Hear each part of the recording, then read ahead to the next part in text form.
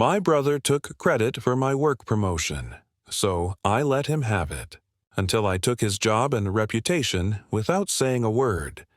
I'm a 29-year-old guy, and for as long as I can remember, my older brother Ryan has always gotten away with everything. Growing up, it didn't matter what I did. I could get straight A's, help Dad fix the car, or stay up late studying while Mom watched her shows, and still, Ryan would be the one they praised. Ryan's a natural leader, Mom used to say, even when he'd barely lift a finger. Meanwhile, if I ever slipped up, forgot to take the trash out, or came home a little late, I'd get lectures about responsibility and, "Why can't you be more like your brother?" I learned early that being the quiet one was easier.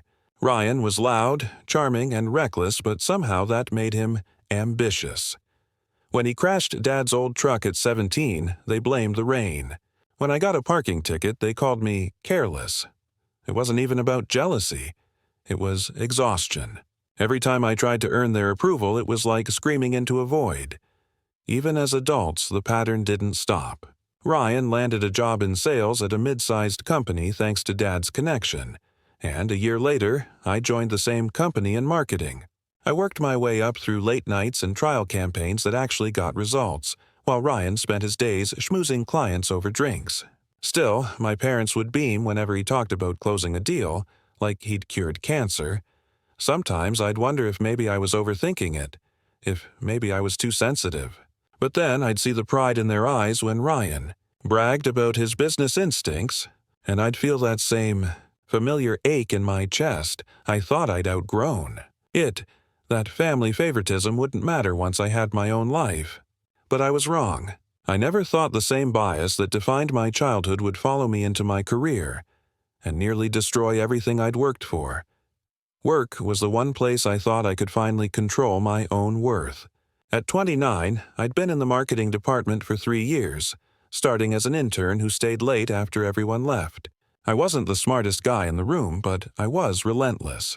I'd run split tests on ad campaigns, teach myself analytics, and handle client feedback before my boss even asked. My supervisor, Mark, once told me, "You've got the kind of work ethic people don't teach anymore." Those words stuck with me, not because I needed validation, but because for the first time, someone actually saw me. Ryan worked upstairs in sales. He'd drop by my floor every now and then, flashing that same grin that always got him out of trouble growing up. "Hey, little bro," he'd say, clapping me on the back. "How's the Nerd Squad doing?" He'd laugh like it was harmless, but it always felt like he was reminding me of my place, the behind-the-scenes guy while he got to be the face of success. Still, I didn't mind. I loved what I did. Marketing was my world. Spreadsheets, storyboards, creative pitches. I was good at it and people were noticing. Mark hinted during our last review that I was being considered for a promotion. "You've done exceptional work this quarter," he'd said. "Keep this up, and we'll be talking about a leadership role soon." When I told Ryan that night over dinner, his reaction caught me off guard. He smirked, swirling his drink. "Oh yeah, marketing manager, huh? Sounds cute. Maybe I'll come steal your job one day." He laughed, but his eyes didn't. I brushed it off. He was always like that, half joking, half condescending. But something about the way he said it made me uneasy. It was the same look he had as kids when he'd wait for me to build something, just so he could take it apart in front of me. I had no idea that this time he wasn't joking, and that laugh over dinner was the warning I didn't recognize until it was far too late. A month later, our department held a joint meeting with sales, a big quarterly showcase for upper management. I'd spent weeks preparing my marketing presentation, fine-tuning every slide, every data point. It was my baby. Late nights, empty coffee cups, and endless revisions just to make sure it was perfect. Mark had told me this pitch could be my final test before the promotion. The morning of the meeting, I walked in early, laptop in hand, heart pounding with excitement. But when I entered the conference room, Ryan was already there, standing at the front, chatting with the execs like he owned the place. He gave me a quick nod before turning back to his laptop.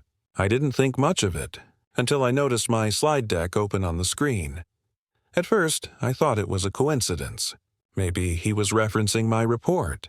But then he started presenting it, word for word, my designs, my campaign insights, even the personal taglines I'd written, the ones only I had access to. I froze.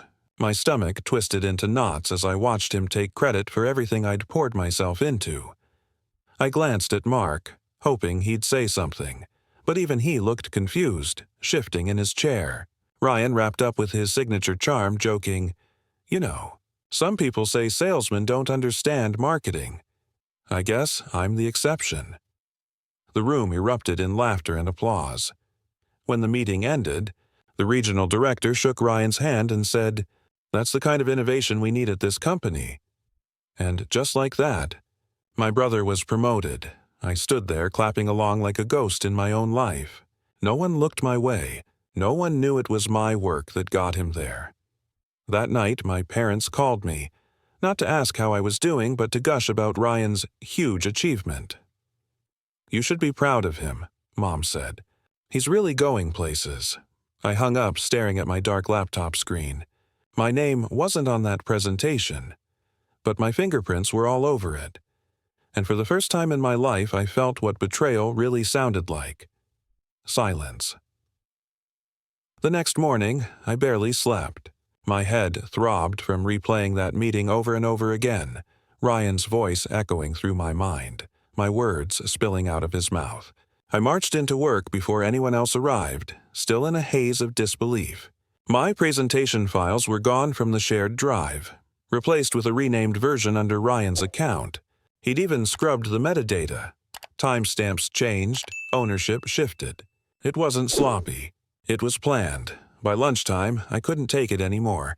I found him in his new office. Yes, he'd already moved into a new office, leaning back in his chair, grinning like a king on his throne. "Got a minute?" I asked.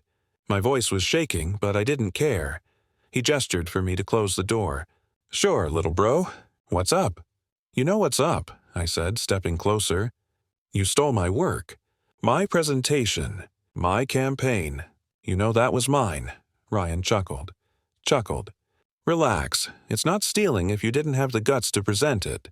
I just gave it life." "You mean you took it because you knew they'd listen to you, not me?" He leaned forward, eyes sharp. "Exactly. You've always been the guy who does the work, not the one who gets the credit." "That's not my fault, man. That's just how the world works," I wanted to scream. My fists tightened, nails digging into my palms. "You could have told them the truth," he smirked. "And ruined my momentum? Come on, don't be naive. Besides, you're not management material. You're too emotional." That line cut deeper than anything else. Too emotional. The same thing Dad used to say whenever I cried as a kid. I stared at Ryan, realizing I wasn't looking at my brother anymore.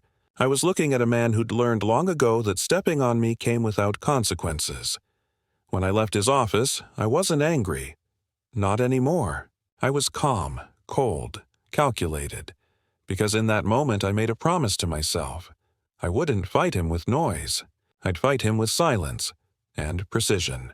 The next few weeks, I went quiet. Not defeated, strategic. Ryan strutted around the office wearing his new title like a crown, tossing orders he barely understood. People laughed at his jokes in meetings, the same ones that made me roll my eyes as a kid. But I kept my head down, working late, keeping my face neutral while my mind mapped out every single move he made. I started paying attention to his habits, his shortcuts, his laziness. He thrived on charm, not skill. Every email he sent was rushed and vague. Every meeting full of buzzwords he barely understood. But here's the thing. Charm burns fast, and competence lasts. So I quietly made myself indispensable. When a client emailed him about a campaign problem, I'd happen to CC myself and fix it before it blew up. When reports went missing, I'd recreate them faster than he could blame someone else. I wasn't helping him. I was building a record. One night, Mark caught me still at my desk. "You've been doing half of Ryan's work," he said softly. I looked up, feigning confusion. "Just trying to keep things running." He studied me for a second longer than usual. "You're smarter than you let on." I didn't respond. Because he was right. For the first time in my life, I stopped trying to be seen. I was collecting proof. Subtle mistakes, missed deadlines, discrepancies in his reports. Everything he thought he was too clever to get caught doing. At home, my parents kept bragging about Ryan's promotion. "He's finally found his stride," Mom said during dinner. I smiled faintly. "Yeah," I said. "He's really something." But under that quiet tone, I was sharpening my patience like a blade. Ryan had taken my promotion. That was fine, because now I wasn't just planning to take it back. I was planning to take everything he thought made him untouchable. The funny thing about arrogance is that it blinds you faster than any enemy ever could. The higher Ryan climbed, the more careless he became. Within weeks, he was drowning in responsibilities he didn't understand.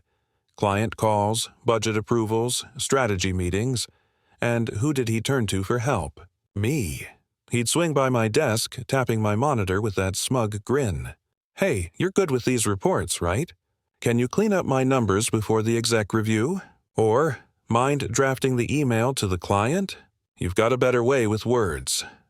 Each time I nodded, quietly complying, but only just enough.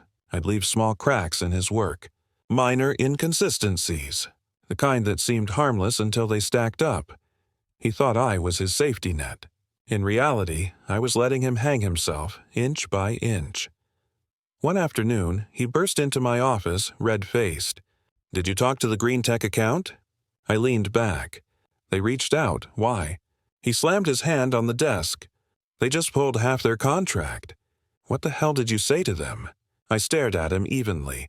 "Nothing. But they said they were unhappy with the promises you made. They asked me if I could salvage what's left." He froze, jaw tight. It wasn't anger this time, it was fear. For the first time, he realized his reputation wasn't bulletproof. I worked through the night to repair the damage, looping in Mark and the client directly. The next morning, GreenTech sent a thank you email, copying half the executive team and crediting me for saving the deal. Ryan stormed past my cubicle, his expression tight, no grin this time. That was the first visible crack in his armor. The whispers started soon after. Quiet talks among managers about who really did the work behind Ryan's success. I didn't say a word. I didn't have to. Because for once, Ryan's biggest weakness, his ego, was doing my job for me. It didn't take long for Ryan's golden boy glow to start dimming. The same executives who once praised him began questioning his choices. Deadlines slipped. Clients complained. Projects he claimed to have under control suddenly fell apart. And every time, it was my quiet competence that cleaned up the mess before it became a fire. At first, he tried to laugh it off. "You know how corporate gets, man, overreacting to small stuff." But the cracks were getting too big to hide. His team grew frustrated, whispering about how he never answered emails, how meetings went in circles, how he took credit but never followed through. I kept my distance, pretending neutrality.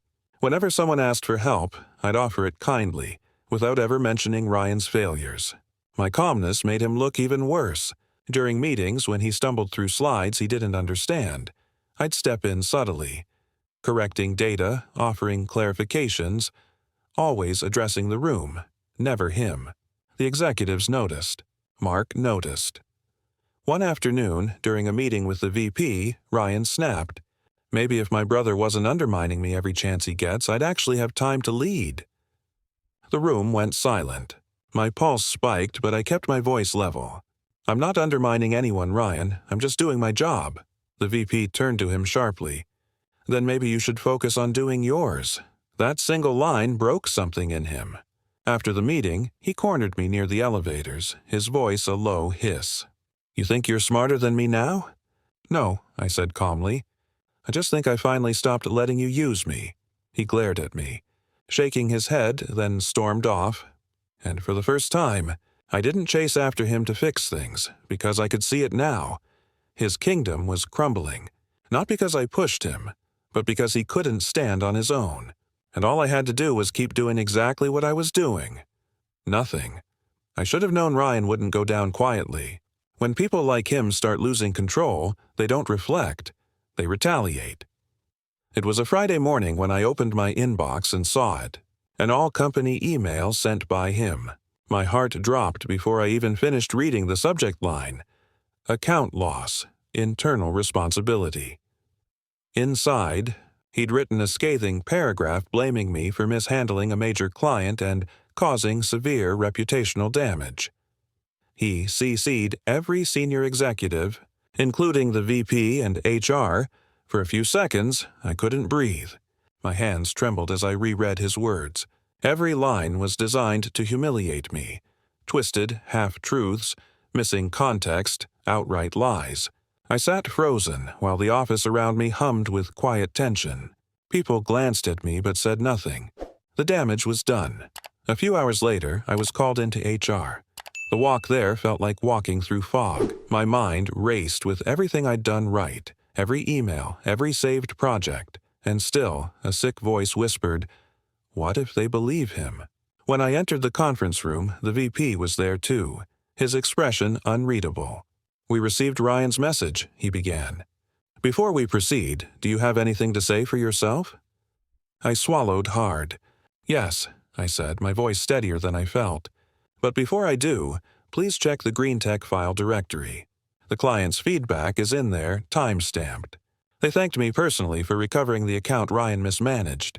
The VP frowned, typing something into his laptop. A few seconds passed before his eyes narrowed. Then, slowly, he turned the screen toward HR. My name, my timestamp, my proof. An hour later, GreenTech's director sent a follow-up email to the entire company.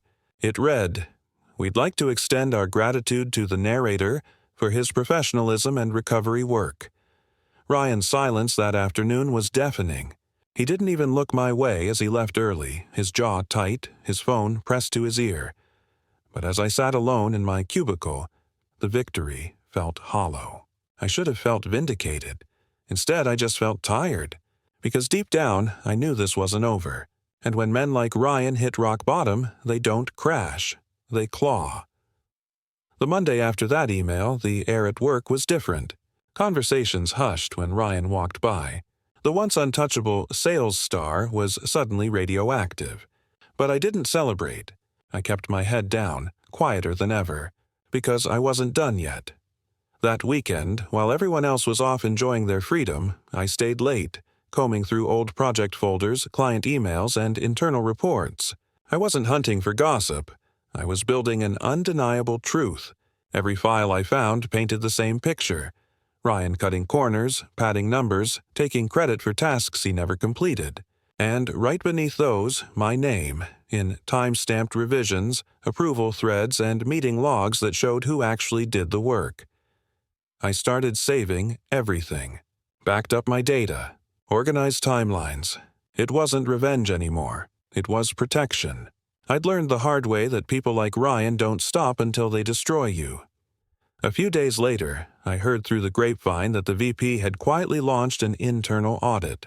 Apparently, multiple clients had voiced concerns about miscommunication in the sales department, and most of those concerns pointed straight to Ryan's team. He had no idea yet. He still strutted around the office, smiling too wide, pretending the humiliation of last week hadn't happened. When he passed my desk, he said, "Congrats on clearing your name, little bro. Guess you lucked out." His tone was forced, but his eyes, they were desperate. I looked up from my screen. Luck has nothing to do with it. That was the first time I saw fear flicker across his face, brief but unmistakable. I didn't report him. I didn't leak anything. I simply handed my files to Mark when he asked for documentation for the audit. And as I walked back to my cubicle, I felt something I hadn't felt in years. Not anger, not triumph, but control. The kind of quiet control that comes when you finally stop chasing fairness and start creating your own justice. 2 weeks later, the audit results came in. The atmosphere at work was tense, like everyone could sense a storm building but didn't know where it would hit. I kept my focus on my own projects, pretending not to notice when HR called Ryan into meetings that stretched for hours. He'd come out pale and sweaty, muttering into his phone, avoiding eye contact with everyone, especially me. Then came the meeting that changed everything. Late Friday afternoon, I was summoned to the executive conference room. When I walked in, Ryan was already there, slouched in a chair, eyes bloodshot, his usual confidence gone. The VP, Mark, and 2 HR reps sat across from us. The VP spoke first. "We've reviewed the audit," he said, voice calm but heavy. "There are serious discrepancies in sales reports, including altered figures and misattributed campaign results." "Ryan, your name appears on every instance." Ryan immediately pointed at me. "He's lying. He's been sabotaging me since day one." His voice cracked, desperation leaking through. Mark leaned forward. "We checked the metadata, Ryan. The documents were edited from your account, not his." The room went quiet. Ryan's mouth opened, then closed again. His eyes darted toward me like a trapped animal, searching for pity. But I gave him nothing. I just sat there, calm, steady, silent. The VP sighed. "Effective immediately, you're suspended pending final review. You'll be escorted from the building." Ryan jumped to his feet. "You can't do this. You know who my father is." But this wasn't home. His father couldn't save him here. Security appeared at the door, and I watched as the same man who'd humiliated me, mocked me, and stolen from me packed up his things under fluorescent light. No applause. No laughter. Just whispers and the sound of footsteps on polished tile. As he passed me, he stopped for half a second. "You did this," he hissed. I met his eyes. "No," I said quietly. "You did." For the first time in my life, Ryan didn't have a comeback. And in that silence, his entire empire finally crumbled. The following weeks felt strangely still. Ryan's name was scrubbed from internal memos, his office reassigned, his projects redistributed. No one said it out loud, but everyone knew he was done. HR made it official 2 weeks later. Termination due to falsified records and misconduct. I didn't celebrate. There were no victory laps, no speeches, just quiet vindication. A few days after the news broke, I was called into the VP's office. Mark was there too, standing by the window with a small smile. "You've been patient," the VP said, folding his hands. "You've shown professionalism under pressure. And, frankly, you've been running that department from behind the scenes for months." I just nodded, unsure what to say. He slid a folder across the desk. "We'd like to make it official." "Congratulations, Marketing Director." For a second, I didn't move. My heart pounded so hard it almost drowned out his words. I wasn't sure whether to laugh or cry. After years of being overlooked, by my parents, by my brother, by everyone who thought quiet meant weak, someone was finally acknowledging me for me. That night, I sat in my car for a long time before starting the engine. My phone buzzed with a text from Mom. "He told us what happened. I can't believe they treated him like that." "No, congratulations. No, we're proud of you. Just more excuses for Ryan." I stared at the message for a long time, then locked my phone and drove home. I didn't reply. The next morning, my name was on the company bulletin. My promotion publicly announced. Colleagues congratulated me, shook my hand, clapped my back. I smiled, grateful but calm. I didn't need recognition to feel powerful anymore, because this time, I didn't win by shouting louder. I won by never lowering myself to his level, by letting the truth do what it always does when you're patient enough to let it breathe. Months passed. The company moved on, but the story of Ryan's downfall became a quiet legend whispered in hallways, a cautionary tale about arrogance and karma. I never added to it. When people asked what really happened, I just smiled and said, "It's in the past." Because it was. Ryan, on the other hand, didn't move on. He called a few times in the beginning, first to yell, then to apologize, then to beg. I didn't answer. Once, he even showed up at my apartment looking like a shell of the man he used to be.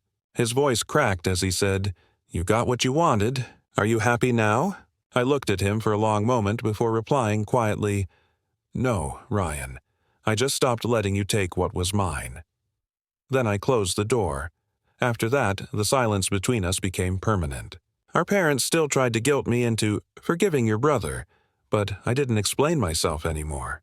I'd spent too many years explaining, defending, proving. Now I just was, work became peaceful. My team respected me, my projects thrived, and for once I didn't feel invisible. I'd learned that real power doesn't come from recognition or revenge. It comes from restraint. from knowing you could destroy someone, but choosing instead to let the truth do it for you. One evening, as I watched the sunset from my office window, I thought about how everything had started. One stolen presentation, one moment of betrayal. It felt like a lifetime ago. Ryan took my promotion, my credit, my pride, but in the end, I took back something far more valuable: my dignity, my peace, and the ability to walk through life without bitterness. He built his success on noise. I built mine on silence, and that silence turned out to be the loudest victory of all.